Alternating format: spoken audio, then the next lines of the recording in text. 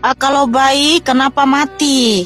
Kan dia belum pernah berbuat dosa. Iya betul, bayi itu belum pernah berbuat dosa perbuatan. Tetapi kenapa bayi mengalami kematian? Itu dampak dari dosa waris yang diturunkan Adam dan Hawa kepada keturunannya. Bahasa tae, tae, tae, tae. Jiwa.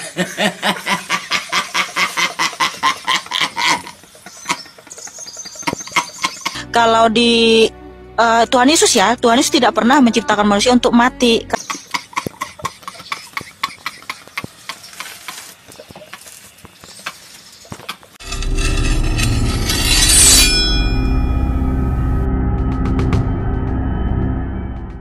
Assalamualaikum warahmatullahi wabarakatuh. Bertemu lagi dengan Rahasia Alif Channel.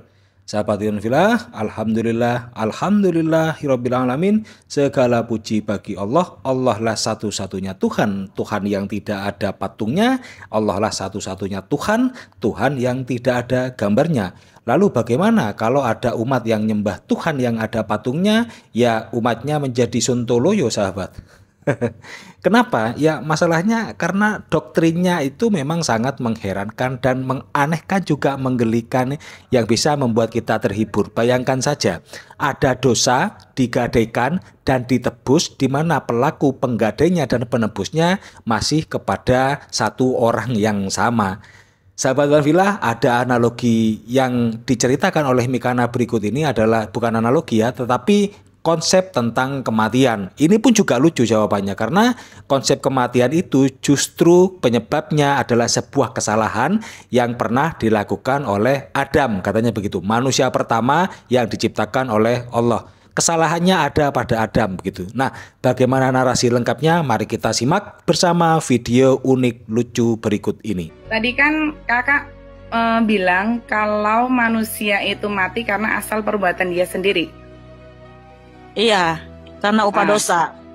Nah, sekarang yang saya pertanyakan, kalau misalnya bayi kan masih kecil tuh, dia belum bisa berbuat apa-apa. Kenapa dia bisa menentukan kalau dia mati?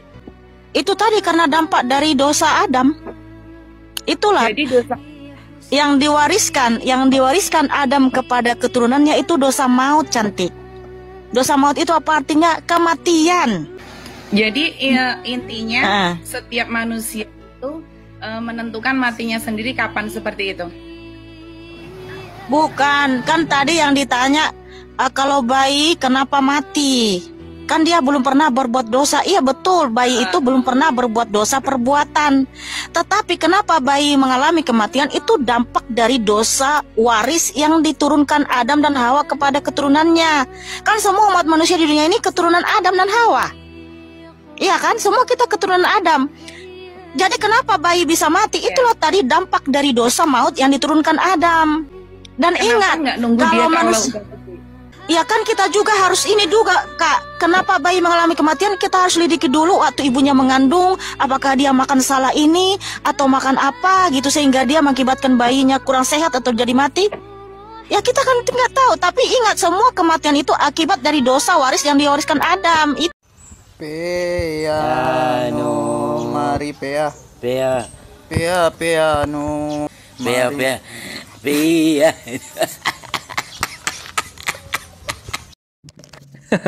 Jadi inilah PA-nya kenapa orang itu nyembah manusia. Ya semua konsep yang dibangun di situ itu konsepnya tidak pernah ada yang logis, sahabat. Bahkan pertanyaan ini pun tidak pernah terlintas di benak saya, kenapa ada bayi mati? Kalau menurut pendapatnya Pendeta Yusuf Manubulu itu, kenapa manusia mati? Karena kematian itu adalah produknya iblis. Kalau Tuhan itu adalah produknya menciptakan. Kematian itu adalah produknya dari si iblis, katanya begitu. Kita tidak pernah coba untuk menanyakan hal ini kepada oten-oten yang lain. Ternyata jawabannya berbeda. Karena dosanya Adam itulah bayi itu bisa mati, katanya. oten betina. Walaupun sebetulnya Mikana tidak tahu penyebab kematian, bisa jadi karena salah makan mungkin. Astagfirullah.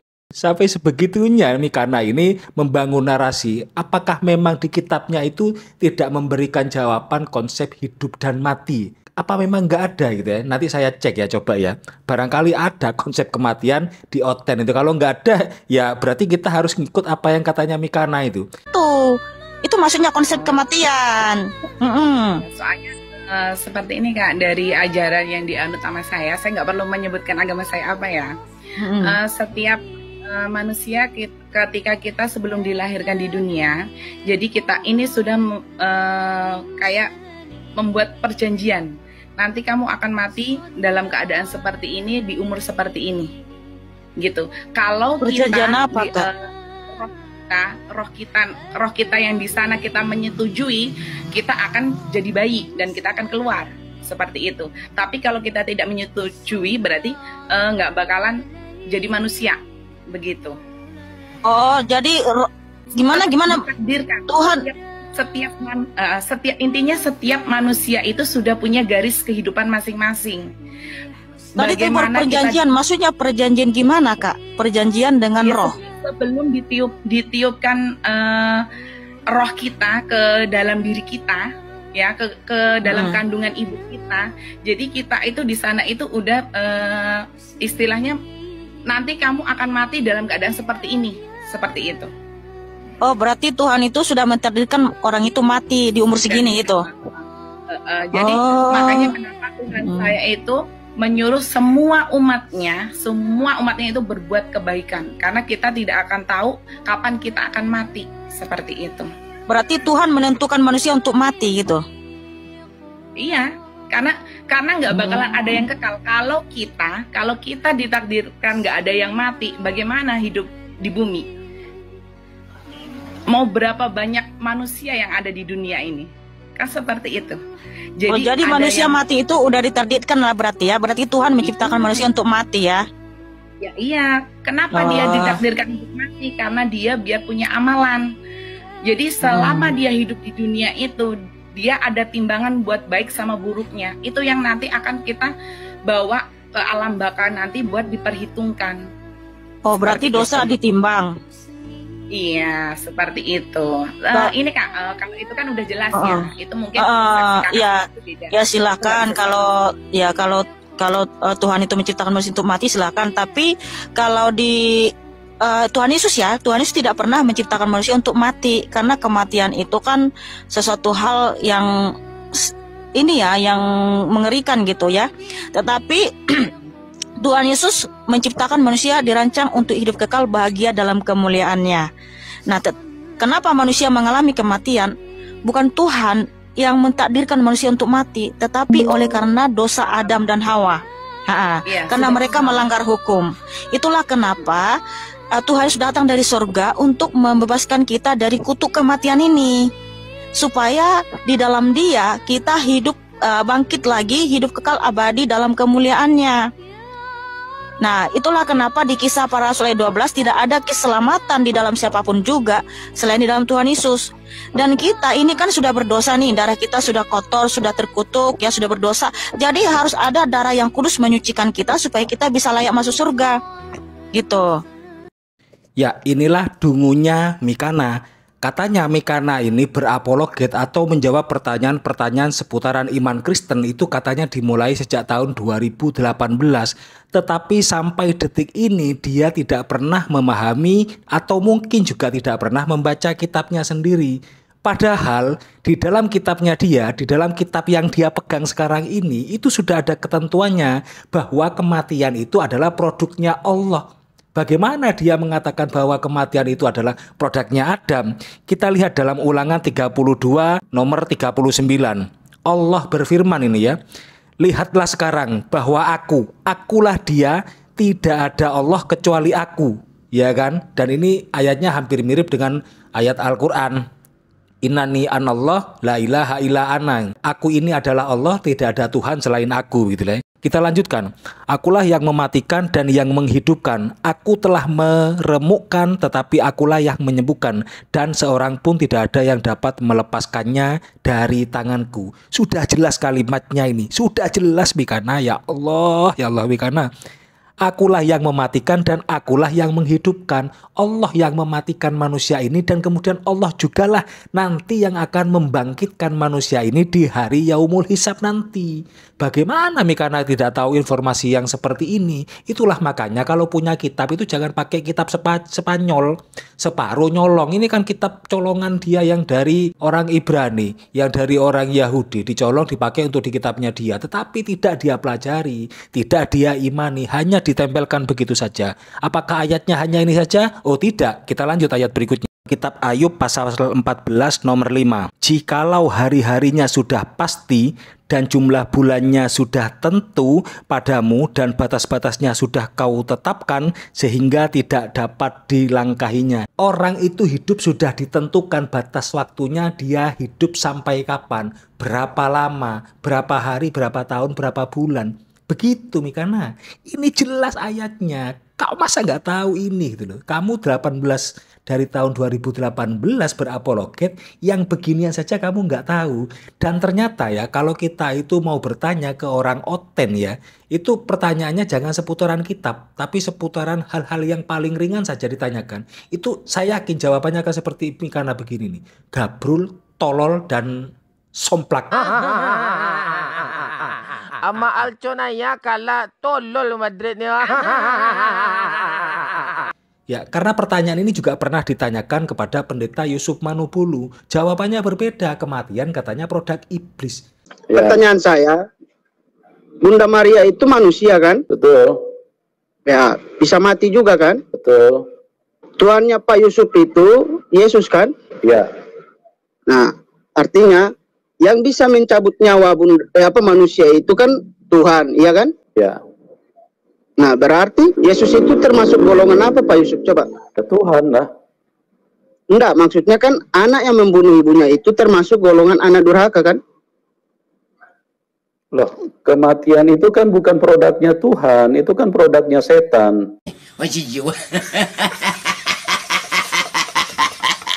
Kan goblok kalau Astagfirullahaladzim. Itulah makanya kenapa orang oten ini yang berapologet ini itu menghindari ayat-ayat ini. Mereka itu tidak pernah ingin memberitahukan tentang bahwa kematian itu adalah produknya Tuhan. Kenapa?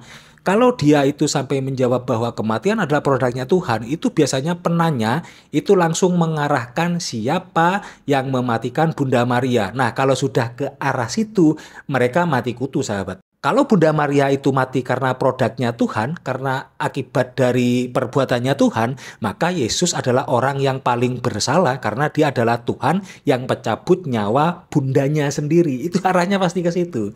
Nah, sedangkan untuk pertanyaan yang pertama tadi, kalau memang orang mati ini akibat dosa Adam, ini pertanyaannya tidak berkembang. Karena si Uti cantik tadi itu bertanya, dia itu bukan apologet ya. Kalau pertanyaan apologet, pertanyaannya pasti akan berkembang. Lalu yang menetapkan bahwa hewan itu mati siapa? Apakah dosa Adam juga? Lalu yang menetapkan bahwa tumbuhan itu bisa mati siapa? Atau siapa penyebabnya yang membuat alam jagat raya ini nanti kiamat atau Armageddon? Kalau pertanyaannya digeret ke sana, ini karena saya yakin bisa pusing 3 pribadinya itu. Serius saya. Ya, jadi sahabat Yunufila, begitulah kalau orang itu nyembah manusia, maka dia itu tidak akan pernah lepas dari doktrin, dia itu tidak akan bisa melepaskan diri dari yang namanya kekonyolan dan kebanyolannya itu. Apalagi kebodohannya seperti yang Mikana sampaikan tadi. Kita tutup.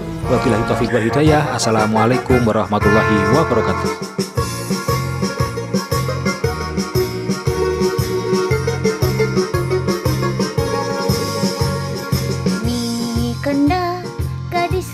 Janda tampangnya ya lumayan aja, tampil gaya muslimah padahal jahiliyah, oten yang nyamar demi dapat rupiah. Hobinya suka nebar fitnah, hatinya penuh dengan sampah, kadang bergaya lugu macam gadis pemalu, padahal aslinya iblis muka 1000. Air mata buaya, fitnah kanan kiri tuh naikkan pamornya, produk unggulan dari RT tetangga, ahlaknya sumpah